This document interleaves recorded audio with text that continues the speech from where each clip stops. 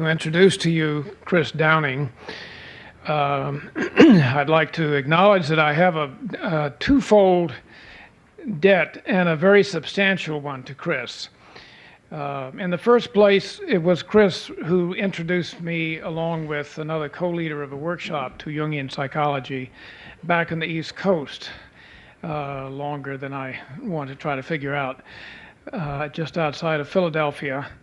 And then secondly, Chris invited a friend and me to stay in Del Mar, and the next year invited me to take part in teaching in her department, the Department of Religious Studies at San Diego State, which brought me to San Diego. So I'm doubly grateful. Chris Downing has had a very distinguished career in combining religious studies with depth psychology, especially Jungian studies. She has been the chair of the department at San Diego State for a great many years, has also taught at California School of Professional Psychology, and as if that weren't enough, she has authored 9 books, the latest of which is Gods in Our Midst. Chris will speak to us tonight about the wounded healer in a lecture entitled Only the Wounded Healer Heals. It's a real privilege to have you, Chris.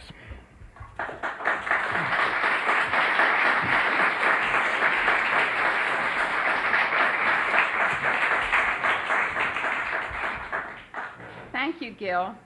That was 20 years ago.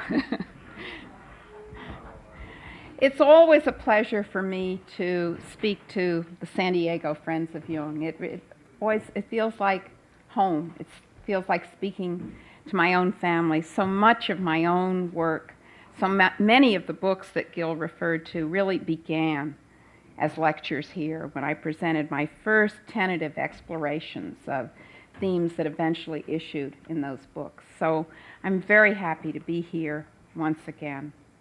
I also want to begin this evening by saying that in my heart, in my soul, I'm dedicating what's happening here this evening to Andrew S. Seisman, a 30-year-old friend and former student who died earlier this week of AIDS. And the reason I'm doing that is that I see Andy as embodying the archetype of the wounded healer, which is the theme, of course, of my presentation tonight. And until a few weeks ago, this young man was really the most zestful, life-loving person I've known. And it's very hard for me to acknowledge, to recognize that he's no longer among us. Andy had been a physician for all his adult life. And when he first fell ill 4 years ago, he resigned from his position as a Kaiser emergency room physician, and soon became nationally prominent in a unique role. He was a doctor involved with the AIDS, a doctor with AIDS who was actively involved with ACT UP, the gay rights protest group. And he spent a lot of time encouraging other doctors to support its campaigns for accelerated AIDS research and for making the fruits of that research available and affordable. And I can't think of how many times during these last few years he spoke of feeling that it's in this activity where he was bringing together AIDS patients, which he was, and doctors, which he also was, how many times he spoke of feeling that since his own diagnosis, he'd found himself doing what he was born to do, fully using all his gifts and talents more than he'd ever before been able to do, as he put his energies into this unique role of being a kind of intermediary between the physicians and the researchers on the one hand and persons with AIDS on the other. And I just want to bring him here into our midst today because it seems so obvious to me that in Andy, his wound and his healing were inextricably intertwined. So now into my talk, Only the Wounded Healer Heals, the testimony of Greek mythology. That woundedness, illness, suffering are a prerequisite for taking on the role of healer is a truth recognized in the myths and rituals of traditional cultures throughout the world. It underlies the shamanic vision of the healer in Siberia, North America, Africa, and Australia. Everywhere we learn that initiation into healing comes through falling radically ill of a disease that cannot be diagnosed and for which there seems to be no cure. And then recovery comes only when the patients recognize the illness as a call, only when they agree to become healers. The woundedness is understood to signify that their very being wounded in the first place is understood as signifying an unusual sensitivity to the spirit world, the realm of visionary experience, which, unless this sensitivity is used on behalf of others, will destroy the individual who has it. So the apprentice shamans have then to learn how to use their access to that realm, to channel their gifts and bring them into harmony with their particular culture's traditions. When others fall ill, the shamans re-enter the strange and terrifying other world to learn whom their patients have offended and what retribution they must make, or how to recover their stolen soul. The persisting power of this image of the wounded healer and its relevance to our contemporary understanding of soul healing, that is, of psychotherapy, was revealed to me by a dream. And reflection on this theme still always conjures up for me remembrance of this particular dream. Though this is a dream dreamt long ago and not by me. The dreamer was a woman friend in Jungian training, actually a woman whom some of you in this room know very well because she eventually came to San Diego and became a Jungian analyst here, Jan Clanton. At the time she had this dream, she was still at the very beginning of her own training back in New York. And at that time that she dreamt that she and her training analyst were together undertaking the exploration of an undersea world. They were making their way through all of the fantastically, beautifully colored coral and other plants that grow deep at the bottom of the sea. All about them were brilliantly tinted fish and other wondrously strange inhabitants of the sea. The passage was a difficult one. They knew it was important to make their way without brushing against the fatally poisonous coral and without disturbing the living creatures whose world they'd entered. My friend's hands clasped her analyst's ankles as he led the way through the unfamiliar terrain. She found herself utterly trusting his guidance, confidently following his lead. Until, you know there's going to be an until, right? Until suddenly he made a turn which seemed to push her directly against a sharp piece of coral. The wound was deep and began to bleed. Soon after, they emerged from the water. Feeling utterly betrayed, she turned to him and asked, "How could you let that happen to me?" "Only the wounded healer heals," he replied. And as I say, that dream of Jan's is always, for me, comes up whenever I reflect on this particular theme. And I think these words reverberate because they're confirmed by my own experience. Only the wounded healer heals. I know that it's my own fragility and vulnerability, my own experiences of overwhelming depression, of what I can only call loss of soul. For one of its most painful dimensions was, when I really went through this most deeply, was that for months in me, that in me which dreams seemed to have died. It's these kinds of experiences, I know, that underlie whatever power I have as a teacher or a healer. I understand how essential it is to know the experience of woundedness from within in order to learn to trust the process. how important it is to have discovered that such experiences have intrinsic meaning, though they are not the only reality. To know that one returns from them, although not unchanged. I've also learned that healing often involves wounding, as in that dream.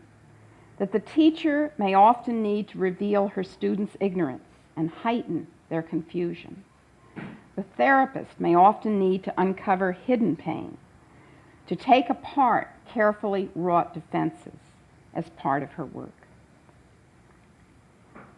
Freud and Jung, the two healers of the soul of our time from whom I've learned the most, both clearly knew of this complex interrelationship between wounds and healing.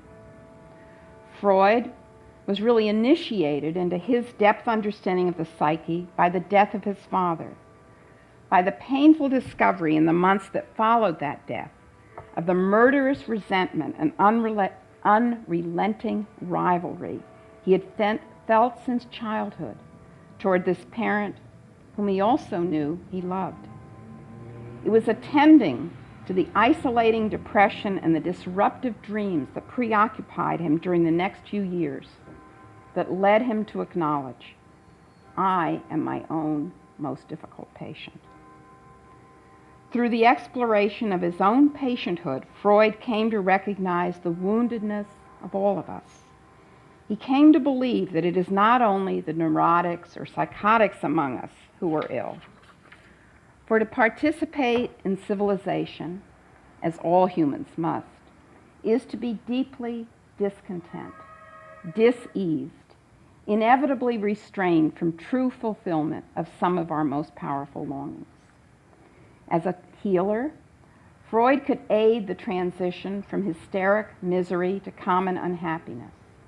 He could offer sympathy, understanding, courage, but not cure, not the elimination of our woundedness.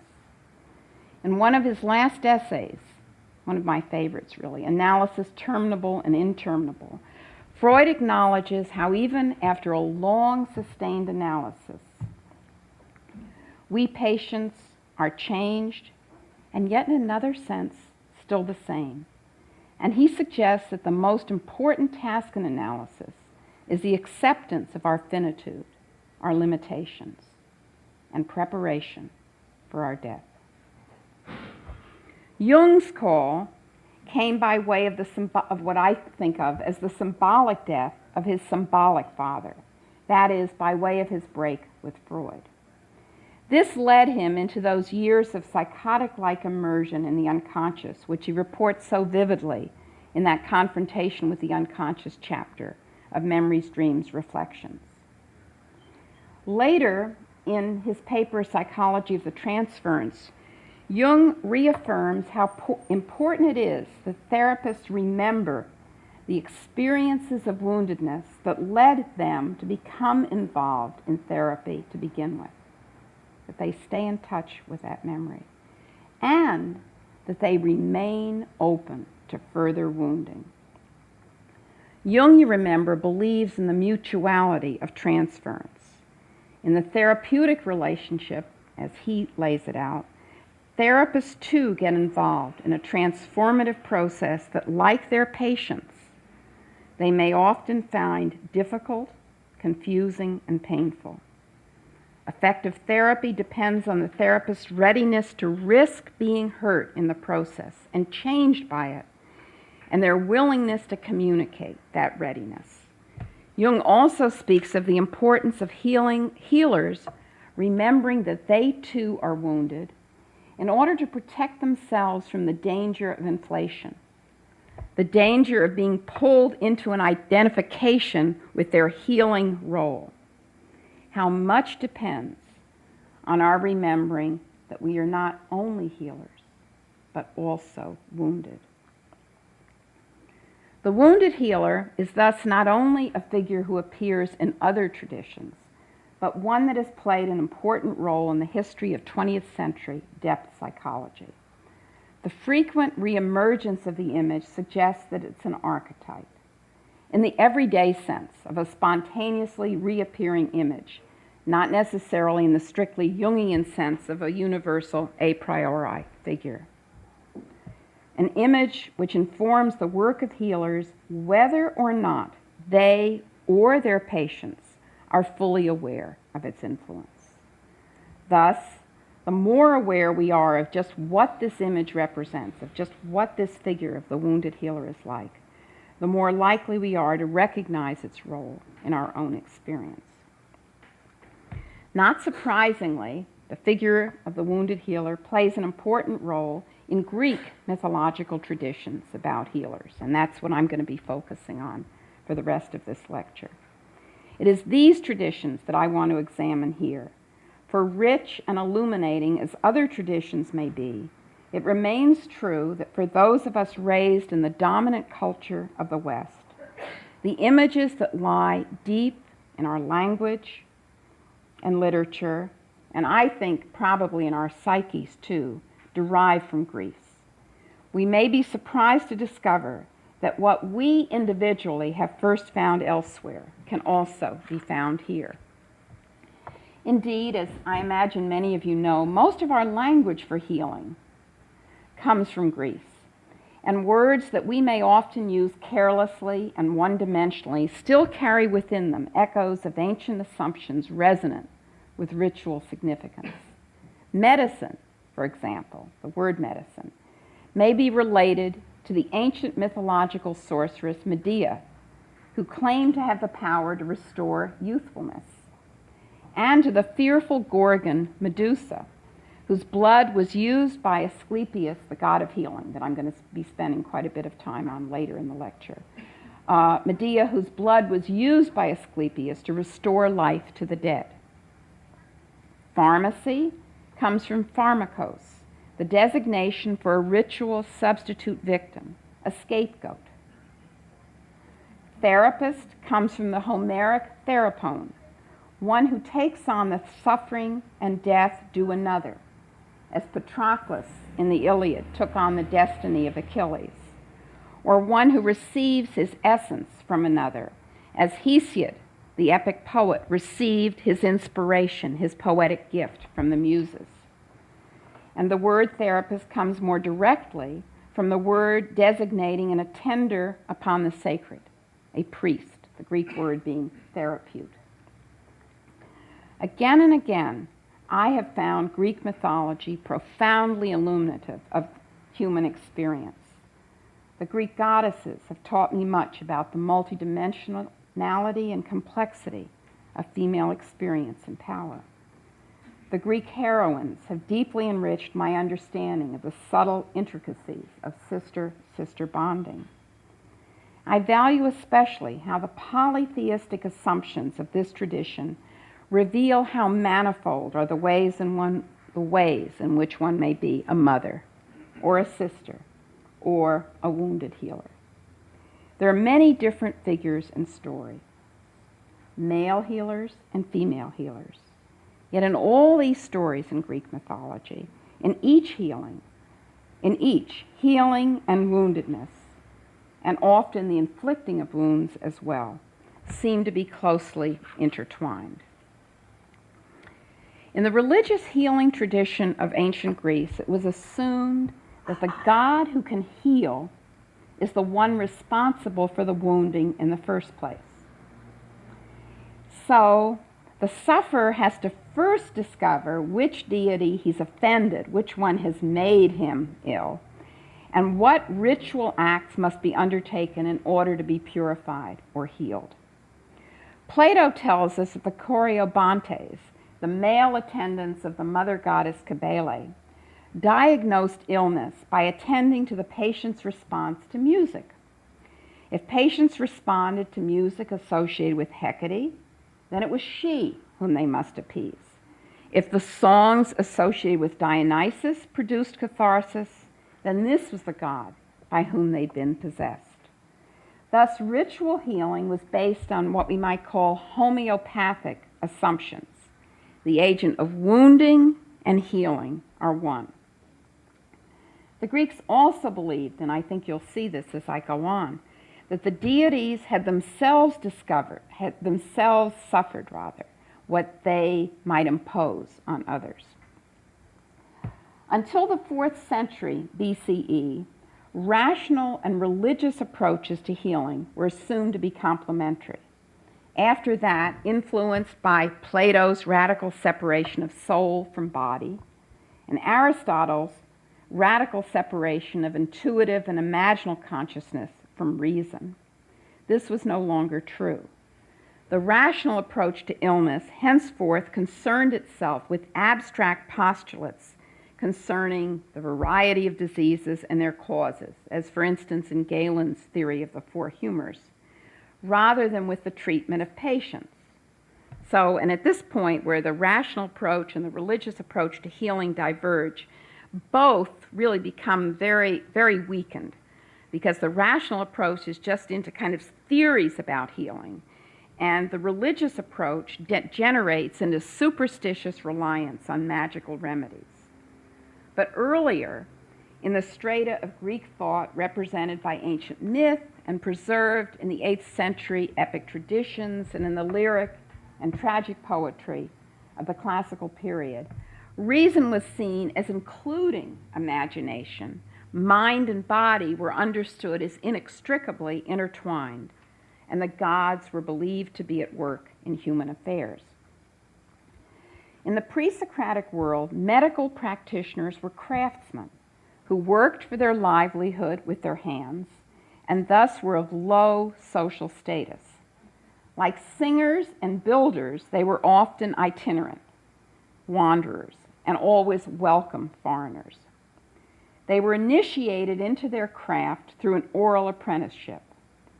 Because the Greeks saw the processes of the natural world as themselves divine, they didn't see any disjunction between natural cures on the one hand and supernatural ones on the other, nor any disjunction between, in this period, between rational and religious approaches to healing. So that to Hippocrates, who was a contemporary of Socrates, a physician was still a servant. A physician was a therapeute whose concern was directed primarily to the healing of patients rather than to the study of disease syndromes. Hippocrates believed that the appropriate source of medical knowledge is not abstract speculation, but clinical practice. And central to his ethos of responsible medicine was recognizing the limits of one's knowledge and refraining from interference when one was ignorant. Hippocrates saw temple medicine as the appropriate last resort when the physician's knowledge had been exhausted. Physician and priest thus were regarded as allies. Asclepius was invoked by both religious healers and by these crafts physicians.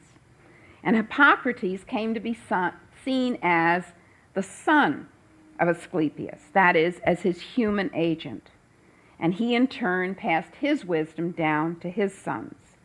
And later, all physicians came to be seen as adoptive sons of Hippocrates and as Asclepius.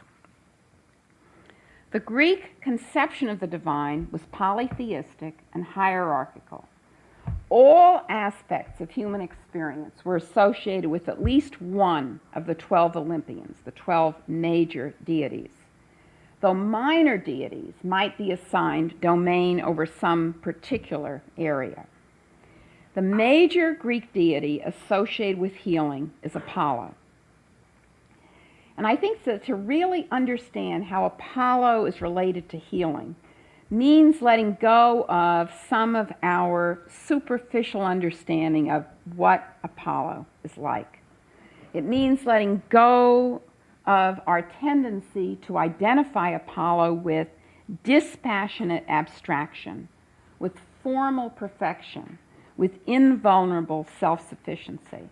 That is, it means going behind Nietzsche's heuristic contrast between Apollo and Dionysus, which sees those deities as opposite, and means also going behind seeing only the Apollo associated with Delphi to older, more complex representations. Now, we're talking this evening primarily about the wounded healer And I have to be honest and admit that I don't know of any tale in which Apollo is literally wounded. But there are many which portray his distress at the death of young beloveds, like Hyacinthus or Cyparissus. And Apollo, there's another also in which Apollo received a serious wounding in his dignity as a god, when in punishment for killing the Cyclops, who had made the thunderbolts with which Zeus killed Apollo's son Asclepius, and we'll talk more about that story later on. In punishment for Apollo's killing those Cyclops, Zeus sentenced Apollo to a year's stint as servant of a mortal king, Alcestis. And indeed, some say that Apollo served Alcestis not only as servant, but as an eromenos, that is, as a receptive partner in a homosexual relationship, which, from the Greek perspective, would be, believe me, an even more radical loss of status than just being a servant to a mortal. The year with Alcestis represented a year of purification. The connection to our theme of wounded healer may be more evident if we remember that from the Greek perspective, pollution and wound are homologous realities. But the recognition of Apollo as a healer seems to proceed more from his being a wounding than a wounded god. Apollo's arrows brought disease and swift death to men, as his sister Artemis's arrows were held responsible for women's deaths not caused by visible violence. A few years ago, almost by chance, my partner River and I were in Greece, and we were driving through Arcadia, and we saw a sign to a temple that our particular guidebook hadn't written about at all. It said the Temple of Bacchae. So we drove up this long, long, winding road up to a serenely beautiful, isolated, and very rarely visited mountaintop temple at Bacchae, which was dedicated to Apollo as the god who sends and banishes illness, the god of plague and healing. This was a temple that had been built by the faraway town of Phigaleia in gratitude for Apollo's finally bringing an end to a plague that he himself had sent. I think it's also interesting that the sculpture known as the Apollo Belvedere is a Roman copy of a statue initially made in response to another community seeking to bring an end to a similar devastation. And as they were trying to figure out what to do so Apollo would stop making things so difficult for them, they were told, erect a statue to Apollo, which they did, and then the plague was lifted. As Apollo eventually, in the course of Greek cultic history, came to be identified primarily with the temple at Delphi, his work as healer comes more and more to be accomplished through his oracular activity. There's a tradition according to which Apollo had wrested control, taken control of the Delphi oracle from the primordial earth mother goddess Gaia by killing the snake, the python, that she had established there at the oracle as its guardian. Originally, the oracle at Delphi had probably been an incubational oracle. That is, the petitioners received the directions they thought through Gaia-sent dreams.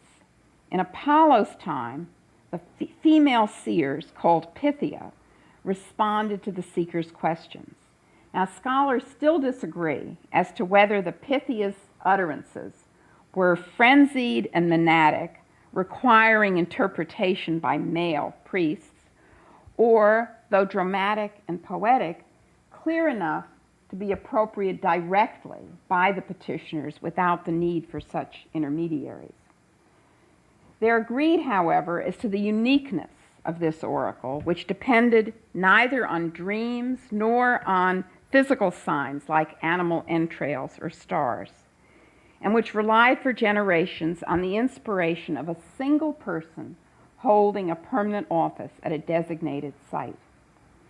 To this oracle, to Apollo's oracle at Delphi, came those who sought to know how they might purify themselves or their city. Consultation of the oracle represented an attempt at a rational approach to the resolution of suffering. One came to learn the source of one's pollution and its remedy.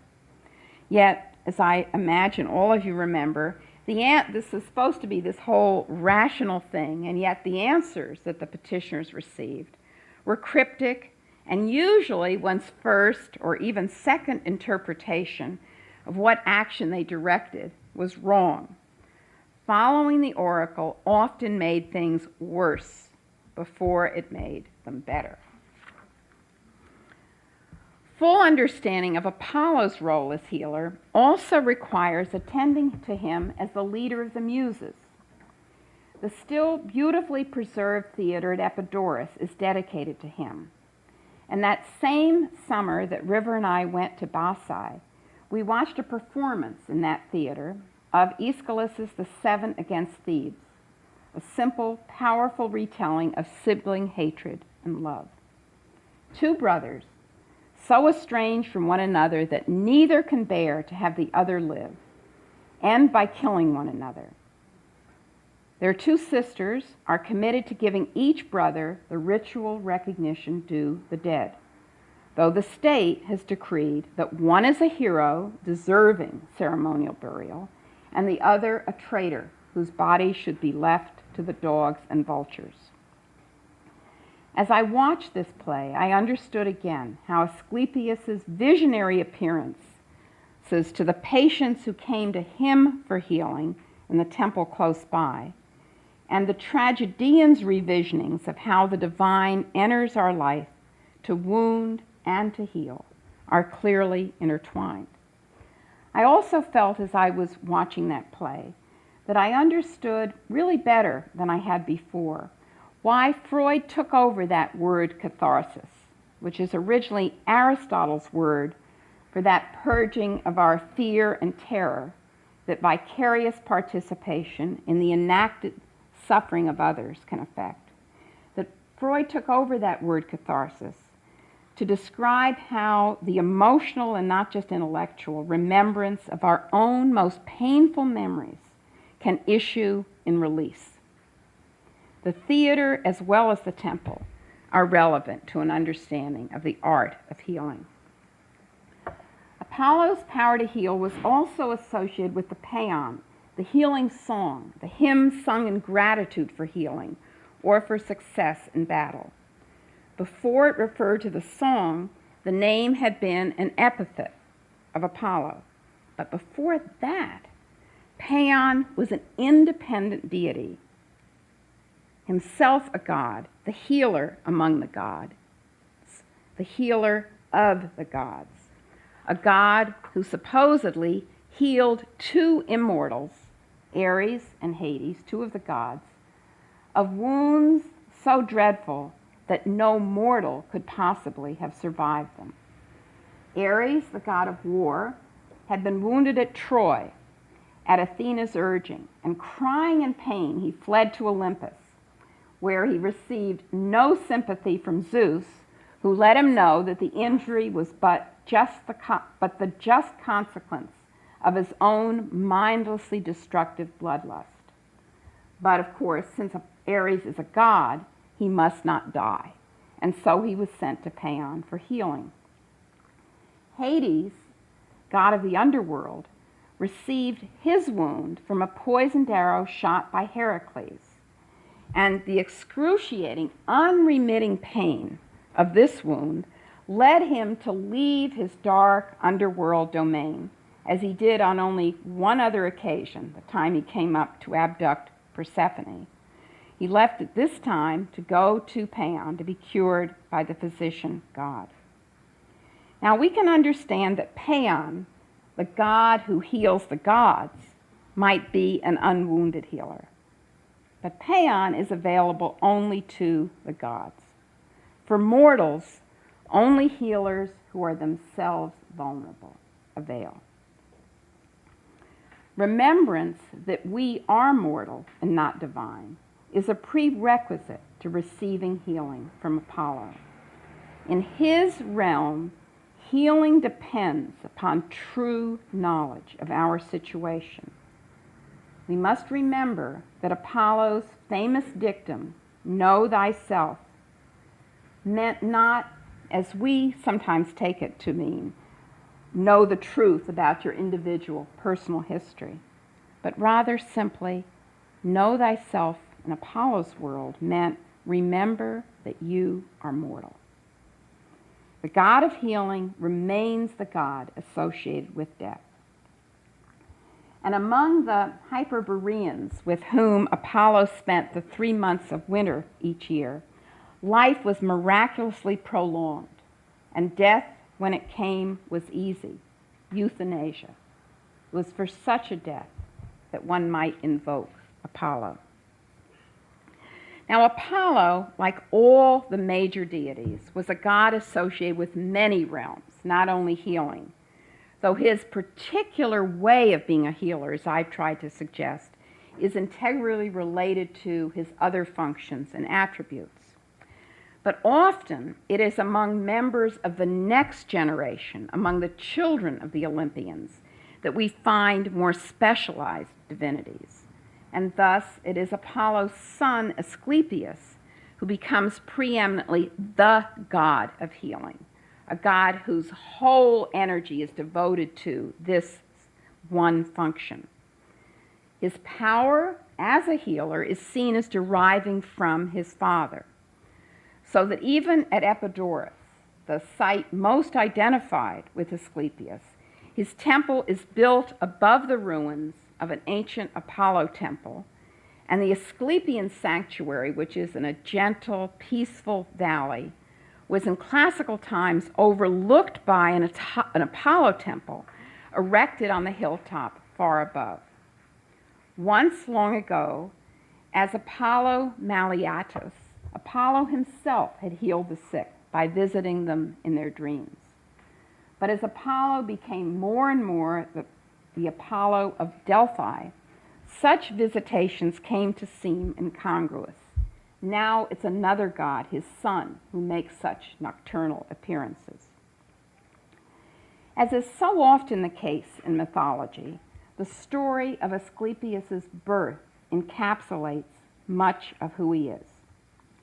He was the issue of a love affair between Apollo and a beautiful mortal woman named Coronis.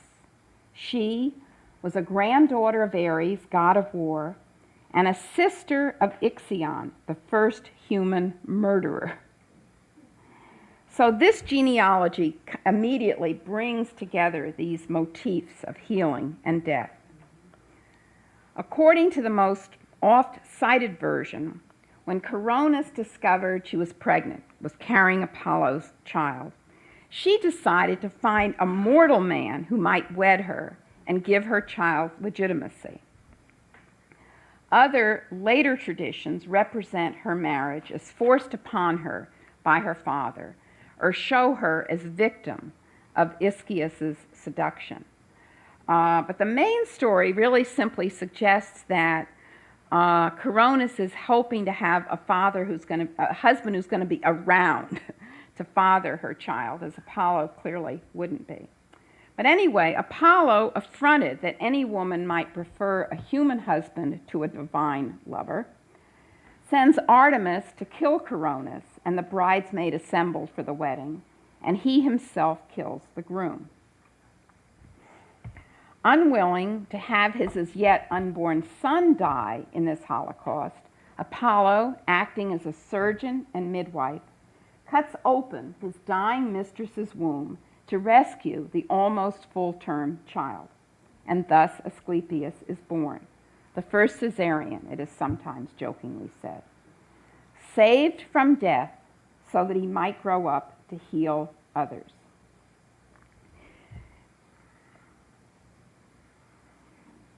Asclepius was sent to be raised by Chiron, the wise centaur who was a teacher also to Jason, Achilles, and Actaeon. The centaurs were a race of creatures with the bodies of horses and shoulders. The bodies of horses. I'm sorry, I read that wrong. And the shoulders and heads of men, who were descended from Apollo, or perhaps from Ixion, were wild and fearful. But this particular centaur, Chiron, had a different genealogy, because he, like Zeus and many of the Olympians, was a child of Kronos, and he was wise and gentle. In his case, in Chiron's case, his half-human, half-animal kind of nature seemed to signify an attunement to instinctual wisdom and a deep understanding of embodiment, an understanding which informed his gifts as hunter, sculptor, and healer. And unlike the other centaurs, Chiron was an immortal. But during the course of Heracles' battle against the centaurs, Chiron was inadvertently wounded by an arrow of the hero, an arrow like the one that wounded Hades, which was dipped in the poisonous gall of the Hydra, whom Heracles had killed long before. And this wound that Chiron received was deep and painful. It would not heal. Indeed, so unremitting was his distress that Chiron came to regret an immortality from which he could not escape. One senses that the incurably wounded centaur's gifts as healer were shaped by his own ineluctable fate. And I have to say that whenever I reflect on this Greek mythological image, I always find myself thinking of Freud. And Freud in those last 16 years of his life, when he was tormented unceasingly by his cancer of the jaw, and yet continued to practice and to write. I've come to recognize that for a long while, when I thought of the wounded healer, I really had in mind the healed healer, the once wounded healer, whose wounds were now healed. Chiron represents an integral part of our being, which means not that being wounded is true health, but rather that acceptance of our wounds is part of true health, as is acceptance that some wounds heal and some do not. A glance at Chiron's other, I don't think I should take the time to do that.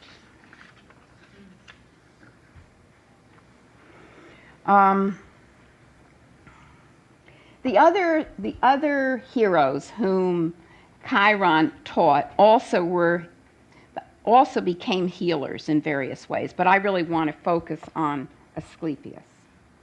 The others gave or received healing in the course of their exploits as warriors or hunters, whereas Asclepius dedicated his life to healing. In recognition of his gifts as a physician, Athena shared with Asclepius the vials of blood collected from the wound made when Perseus severed the Gorgon Medusa's head from her body. And the blood which dripped from the left vein was a magically potent poison. But the blood which had dripped from Medusa's right vein was reputed to have the power to restore the dead to life. And so the stories go, on several occasions, perhaps in sympathetic remembrance of his mother's unjust death, Asclepius used the magic potion to bring back to life heroes that he thought had been unjustly punished by the gods and prematurely sent to their death, to Hades. The stories vary as to just who benefited from this gift, but among those who are most often mentioned, we find Orion, Hippolytus, Capaneus, Lycurgus. What there is no dispute, however, though, is about Zeus's anger at Asclepius's presumption in transgressing what was really, from the Greek perspective, the boundary between humanity and the gods.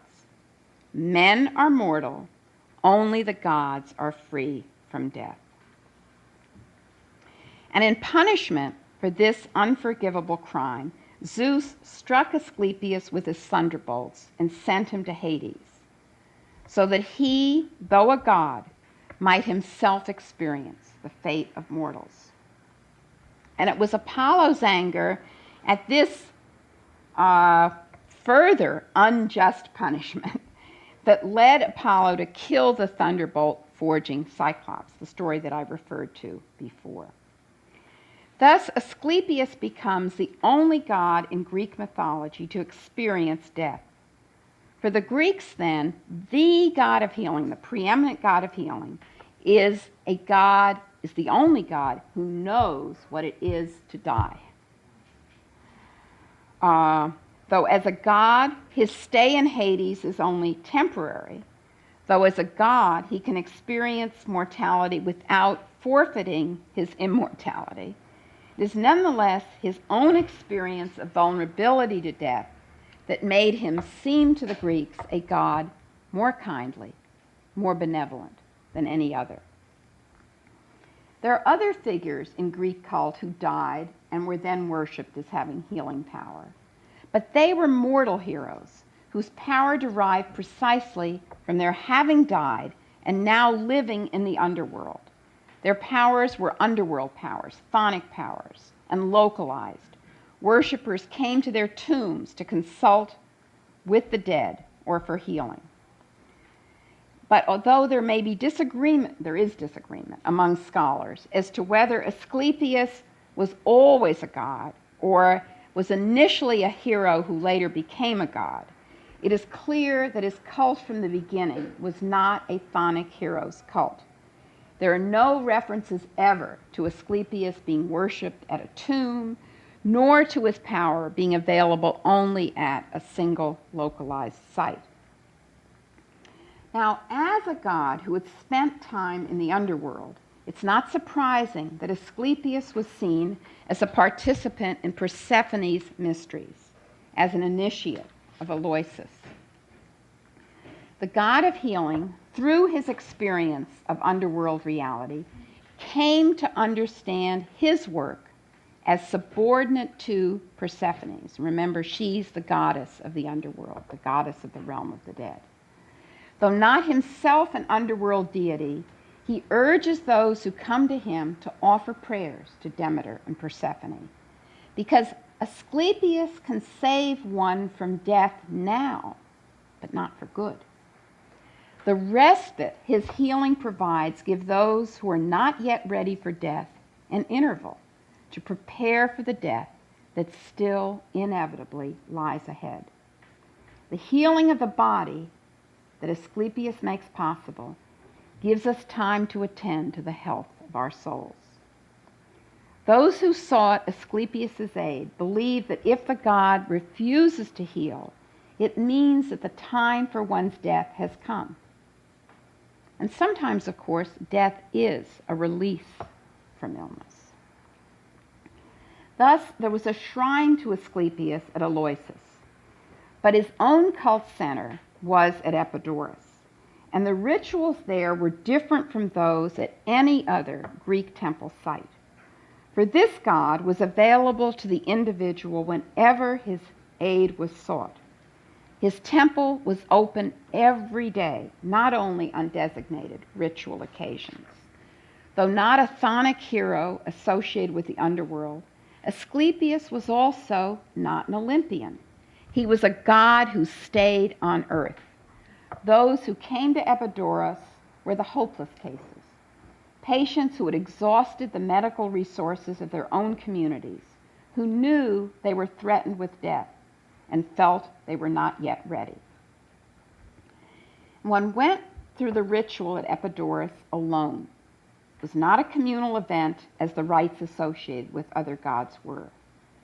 First, there were 3 days of ritual preparation, fasting, bathing, sacrificial offerings to Asclepius and Apollo, and to to memory, the mother of the muses. Maybe the prayers to her expressed one's hope of being remembered. And to Tyche, success.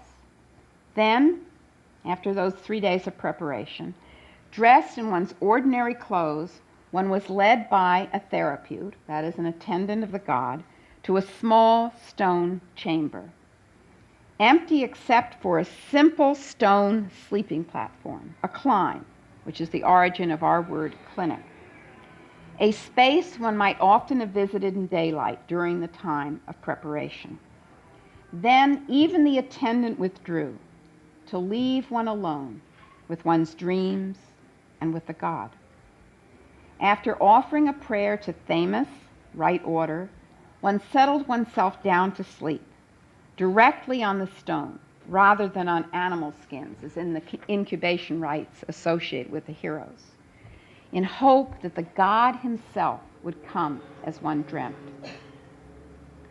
The Greeks believed that when we sleep, our psyche, that in us which is quiescent during active, conscious, waking life, becomes active. It is the psyche that dreams and that persists after the death of our bodies and lives on in Hades. Psyche represents the core of our individual being, our personal essence, the aspect of the patient that will encounter the god. The psyche, as the Greeks understood this, sees dreams. It receives them. Dreams are God-sent, are theophanies, or appearances of the gods. And in the Asclepian ritual, the god's appearance in one's dream was understood as itself the healing event. The god's coming to one in the dream marked that always hidden transition between illness and the beginning of the return to health. Every cure was a divine act, a mystery, which could only happen in the dark. At Epidaurian, unlike Delphi, it was the patient who had the healing vision, rather than a priest or a priestess or a pythoness. At Epidaurian, unlike Delphi, the vision itself accomplished the cure. There was no need for interpretation, nor for action based on the dream's prescription. Though in a later period, at Epidaurian, and especially at the Asclepian shrine on the island of Kos, run by Hippocratic physicians, the dreams may have been understood more like other oracles, as providing prescriptions for treatment rather than affecting the cure directly. But in the classical period, the dream was the cure. In the patient's dream, the god might appear in his human-like form or theriomorphically, as a snake or as a dog. Many of the recorded dreams describe a snake or a dog licking the afflicted part and thus healing it. Barren women who'd come in the hopes of to Epidaurian in the hopes of getting pregnant told of dreams in which a snake appeared and copulated with them. Snakes were, of course, associated also with many of the goddesses and with phonic religiosity. As in so many other religious traditions, the snake was seen as emblematic of that mysterious relationship between death and rebirth. Dogs, too, were associated by the Greeks with underworld experience. You may remember that three-headed Cerberus welcomes the dead to Hades, but eats those who try to leave, and that night-roaming Hecate is accompanied by baying hounds, the restless spirits of those not given ritual burial. And when the god appeared in dreams as a human-like physician, he acts on the pattern of a human-like physician. His cures are medical cures. In the dreams, he was seen as applying salves, making use of drugs, and operating. Though his procedures were often contrary to human theories of treatment, and his surgeries often more radical than any mortal hero might dare undertake. Dreaming, the patient was alone with the god. In the morning, the therapeut returned to the sleeping chamber to record the dream. Only that, though the patient's retelling may no doubt have had some salutary effect, and in that retelling the dream, through what Freud called secondary elaboration, may quite unconsciously have been subtly revised to accord with the culturally expected dream pattern. Afterwards, the patient would offer a song of praise, a paean, in gratitude for what he had been given, and would sacrifice a rooster to the god as token that daylight has overcome the dark, health has overcome disease. Despite his recognition of the ultimate power of the underworld deities, Asclepius remains a son of Apollo, dedicated to life on the sunlit earth, to the never ultimately victorious struggle against death. Now, most of the traditions associated with Asclepius focus on his role as healer. He had a wife, Epione, whose name, like the last part of his own, derives from a word meaning mild. But there are no stories about their relationship. Homer names two sons, two warrior physicians who were among the Greek forces at Troy. Well, maybe I'll do this anyway. Machaon, the slaughterer, is spoken of as the first surgeon. After his own fatal wounding and death on the battlefield, he had a hero's tomb, which served as a cult site.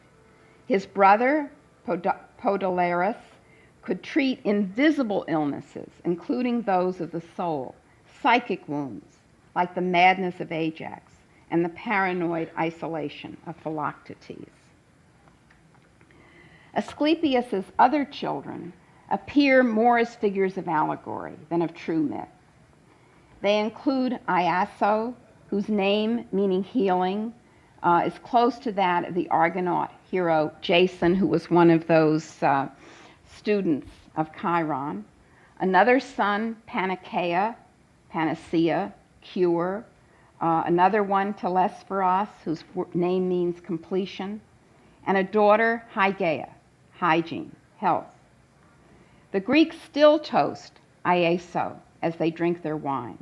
Telesphorus, it was represented as a kind of dwarf-like nocturnal figure, may have been associated with the completion represented by death. Hygeia was a drink imbibed in gratitude for one's cure. It may have had psychedelic properties.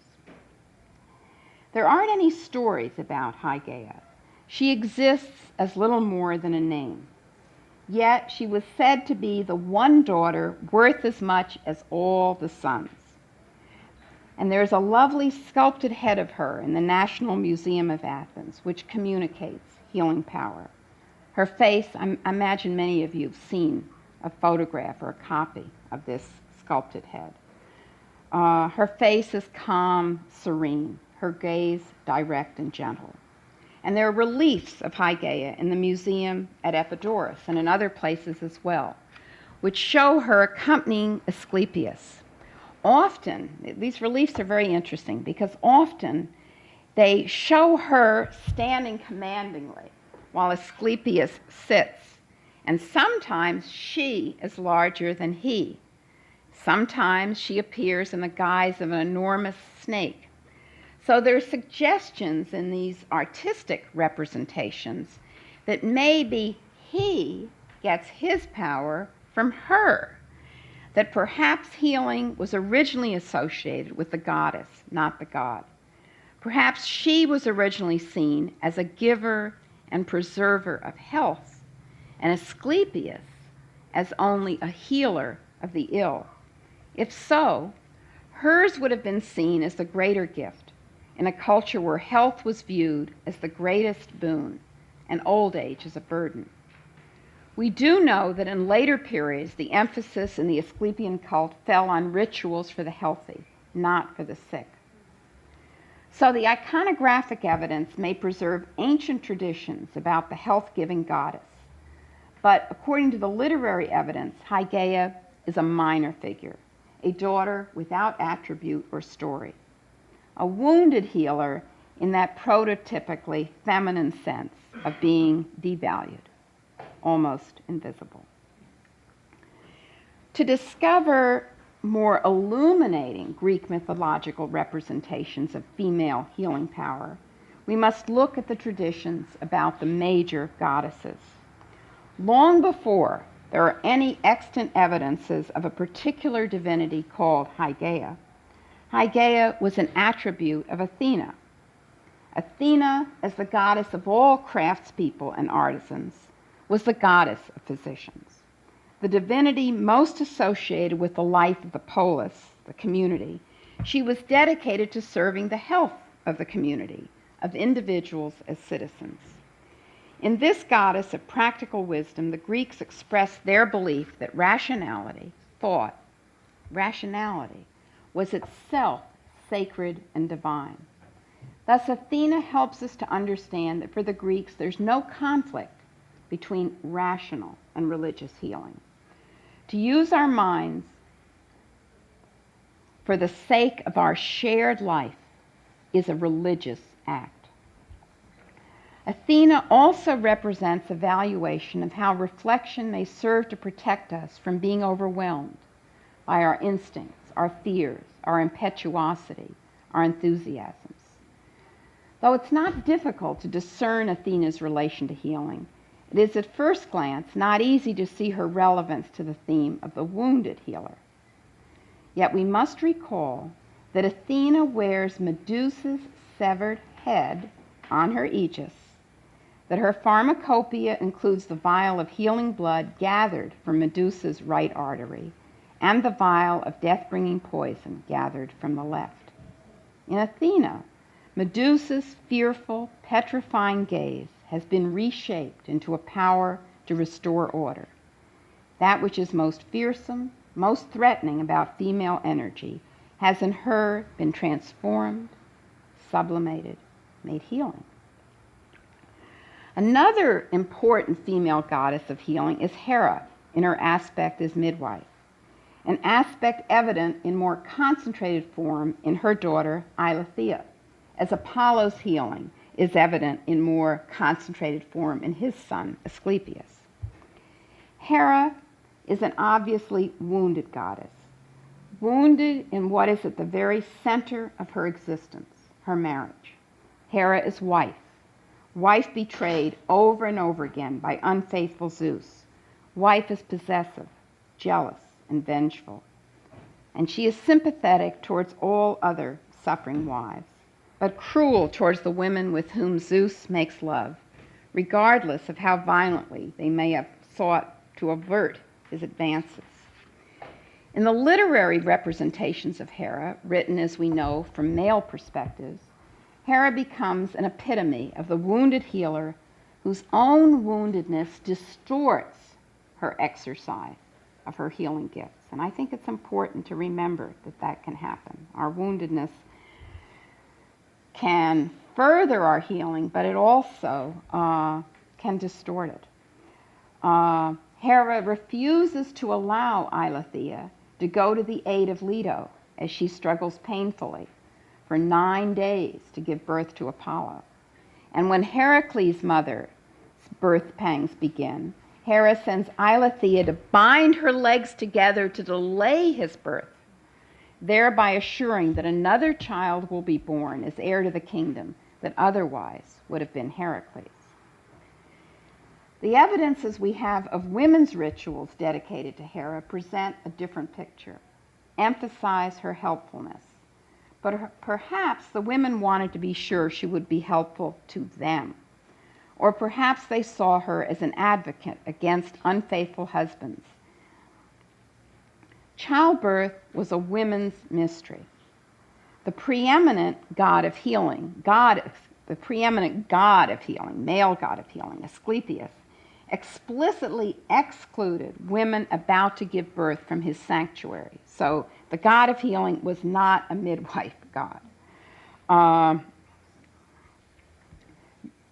Midwifery was definitely a women's mystery, and because of that, it's not surprising that there was more than one goddess associated with this central aspect of female experience. Thus, not only Hera, but also Artemis was a midwife goddess. And Artemis did not share Hera's prejudices. Goddess of woods and wilderness, herself a virgin without children of her own, Artemis came to the aid of all females struggling to give birth. As in her own infancy, she had immediately after her own birth turned to help her mother in her difficult struggle to give birth to Artemis's twin, Apollo. Artemis's attention is available to all. She comes to assist legitimate and illegitimate deliveries, the births of human children and the births of animal young. She's a female-identified goddess, especially concerned with the particularities of female bodily existence, with being born and giving birth, with the onset of menstruation at puberty and its cessation at menopause, with the loss of virginity and with death. Her mysteries are blood mysteries, those female sheddings of blood which are a given part of female functioning, not wounds in any ordinary sense, and yet wounds from which we may die. Birth in Artemis's realm is itself a moment when death hovers near. How likely it is the child or mother or both might perish. Artemis, the agent of such death, also stands ready then to nurse the orphan, be it human child or wolf cub or fawn, at her own breast. As goddess of the forest, Artemis is a huntress, but she's also hunted. Her virginity is that of the vulnerable maiden whose very unavailability is seen as enticement. Though she herself has the power to resist her would-be ravishers, she cannot prevent their pursuing her. It is easy to see her as a wounding goddess. She is pitiless towards those she considers strong enough to have the capacity to protect themselves. Yet she is fully available to those who are not. Though all the goddesses have some relation to healing, I see the two celebrated in the Eleusinian mysteries, Demeter and Persephone, as most intimately connected to my theme. Demeter was the goddess associated with the blessings and griefs of motherhood. Herself separated from her own mother at birth, when she had a daughter of her own, she longed to give her all the motherly love of which she had herself been deprived. Not surprisingly, Demeter could not imagine that there could be a surfeit of maternal devotion. No more surprisingly, the most important story about Demeter and her daughter Persephone is one that tells of Demeter's loss of that beloved child when she becomes a marriageable maiden. You all know the story. One spring day, Persephone goes to play in a flower-filled maiden with several other young women. That night, she doesn't come home. Eventually, Demeter learns that Persephone had reached to pluck an especially large and beautiful narcissus. The whole plant had come up as she pulled, and out of the ever-widening hole made by the torn-up roots had appeared Hades, god of the underworld. He'd gathered the maiden in his arms and carried her down to his underworld realm. Demeter is overcome with anger and grief over the loss of her daughter. So all-consuming is her rage that she neglects her responsibilities to assure the growth of those crops on which human lives and the human capacity to serve the gods depend. And so eventually, Zeus has to intervene to allow Persephone to return to her mother, not permanently, not on the same basis as before her abduction, but for a good part of each year. The rites associated with Persephone focus on the reunion and on Persephone as bride of Hades.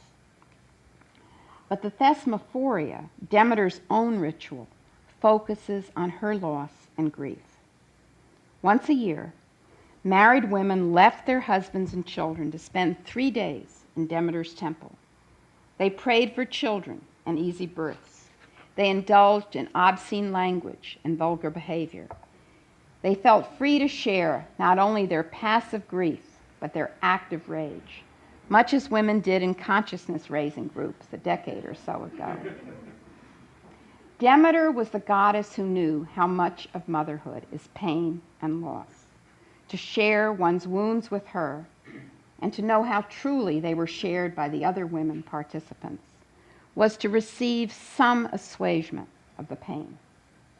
The goddess could not undo the loss any more than she could undo her own, but she could initiate one into its archetypal and sacred dimensions. Her daughter Persephone, the goddess of the underworld and of death, may paradoxically be the most important of all Greek images of the wounded healer. I think so. For what Persephone offers is healing of our fear of woundedness and vulnerability, our fear of finitude and death. Herself abducted by Hades, she comes to love him. Herself taken to the underworld against her will, she comes to be its queen. Even the god of the underworld, Hades, had, as we noted above, suffered a grievous wound, so serious that only a god could recover from it. The Greeks saw the underworld as the place where psyches live.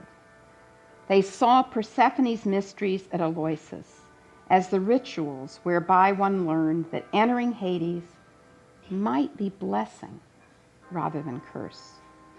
What they had rituals to help them learn, we may need to learn from our own experiences of being wounded. Release from what may be the most serious illness of all. This is what the Greeks had their rituals for, that we may have to learn from our own experience. That release from what may be the most serious illness of all, which I take to be the fantasy of a health without wounds, a life without death.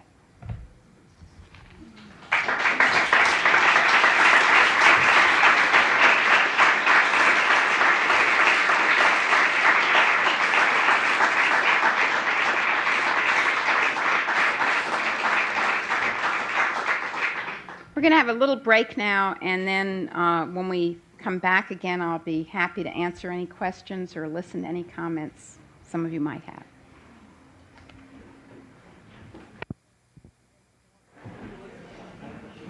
I have just one announcement before Chris starts.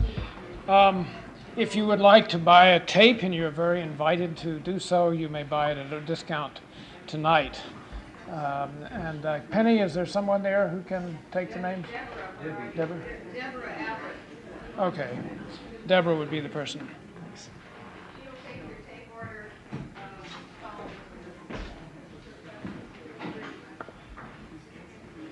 So, are there some responses or some questions?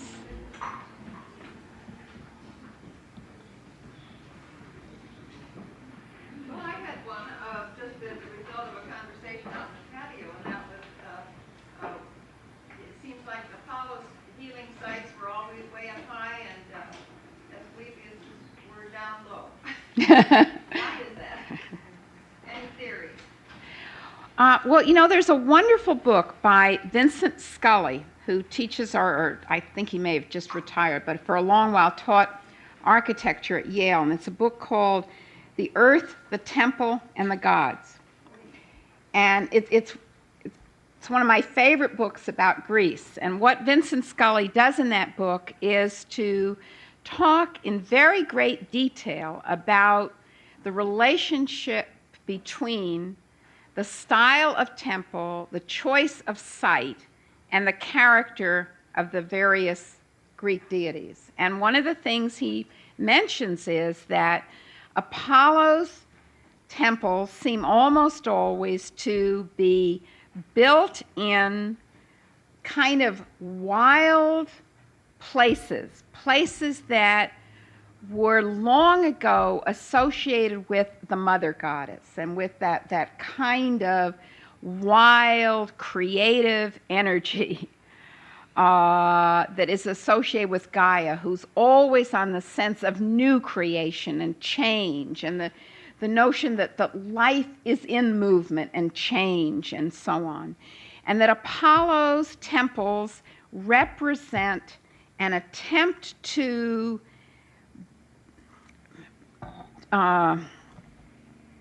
sort of exert control, to demonstrate that we can build something here, and represent that energy of Apollo's where there's an imposition of form on matter, an imposition of thought and rationality and so on the flux and on the flow.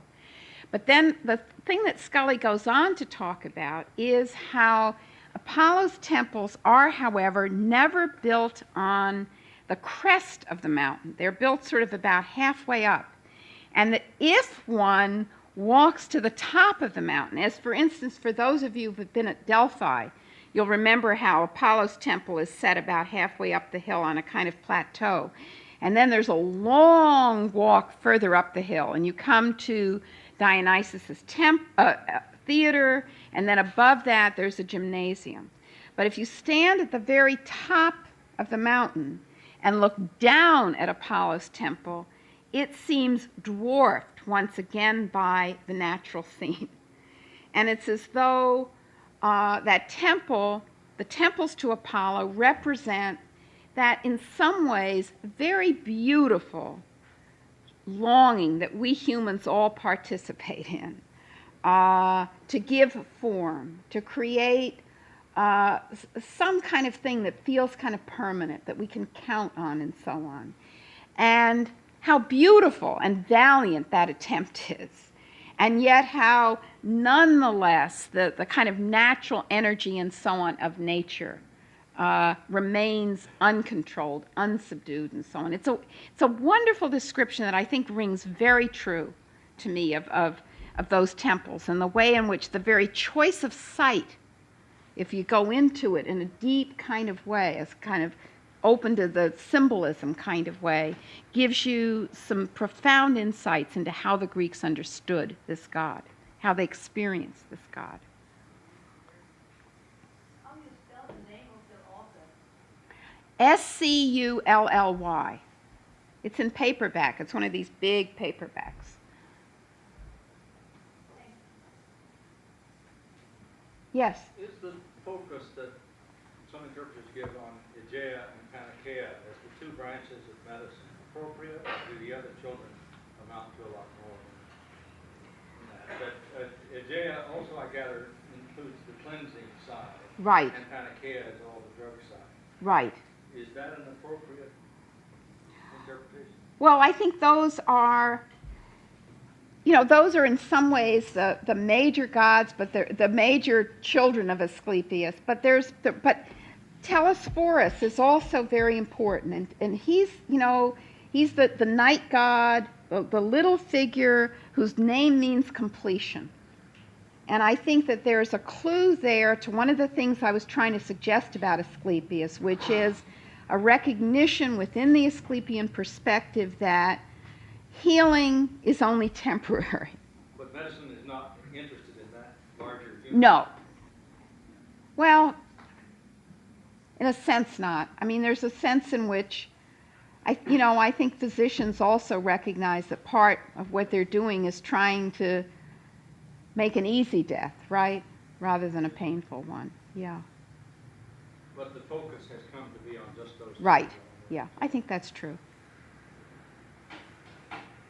Yes. Can you elaborate on getting well and then preparing the soul for death, for ultimate death? I mean, how I understood it is that you get well in spite of your illness and given a little extra time. Yeah. What I was trying to say in that part of the talk where I was speaking of the relationship between Asclepius and the Eleusinian deities, and the notion that what Asclepius does is to heal an illness of a patient who's clearly not yet ready for death, and that the point of that healing is to give one the time to prepare for death, because Asclepius is not promising that there won't be death, but he's giving you that respite so that you can be ready for death. I think that's one of his most profound things. I think so too. Yeah. And I think that that's really the point of this myth of Asclepius being a god who himself spent time in Hades, himself spent time in the realm of the dead. That he came to really understand that it is the lot of mortals, the lot of us humans to die. And that it is not the role of the physician, it's not within the capacity of the physician to prevent death. Is that why the Hippocratic tradition then cut away from treatment of the elders as early as it did? And that tradition is coming, it lost its connection with death itself. I think so. You know, of course. So that scientific medicine deliberately cut out in that, away from that. Yeah, the question, I was supposed to try and repeat these questions because it'll make more sense for people who are listening to the tape. The question was whether this relates to the tendency within the Hippocratic tradition to not focus on dealing with healing the elderly, right? Yeah. You know, part of the reason for that also was that the Greeks really valued the fully functioning body, the youthful body. And I don't think that Greeks wanted to live into infirm old age. You know, that their preference would clearly have been to die while they were, you know, still had all their physical faculties. No wrinkle there. Yeah, right. There was a cult of youth, in some ways different from our cult of youth, but they're definitely, and I by youth I mean up to age 40, maybe 45, maybe 50, but not old age. Old age was not a blessing. And in fact, there's an interesting, I can't think of the name of it, and I didn't bring any references, but there's a very interesting book edited by somebody called Jaspers about the Greek view of old age. And one of the points that's made there is that for the Greeks, old age was not really a life stage, but was rather a stage of transition between life and death. Have I said that clearly enough? Yeah. Perhaps that's why Americans worship youth and want to stay young, because we kind of know after the Greek ideas, don't we? We do to some degree. I think that our fetishizing youth may be somewhat different from theirs, but we certainly, yeah.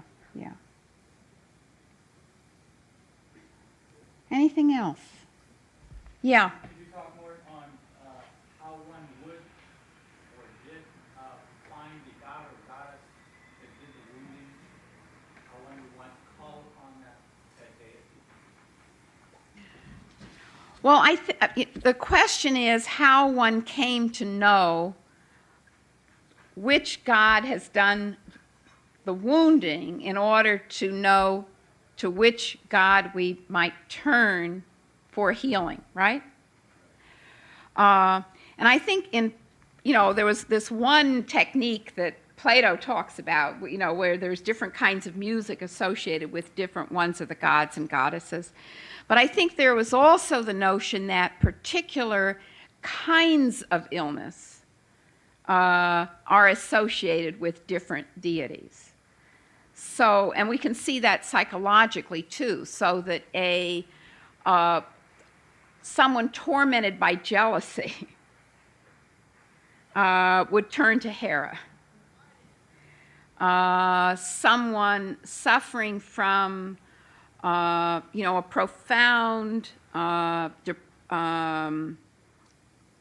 psychosis or a kind of manic depression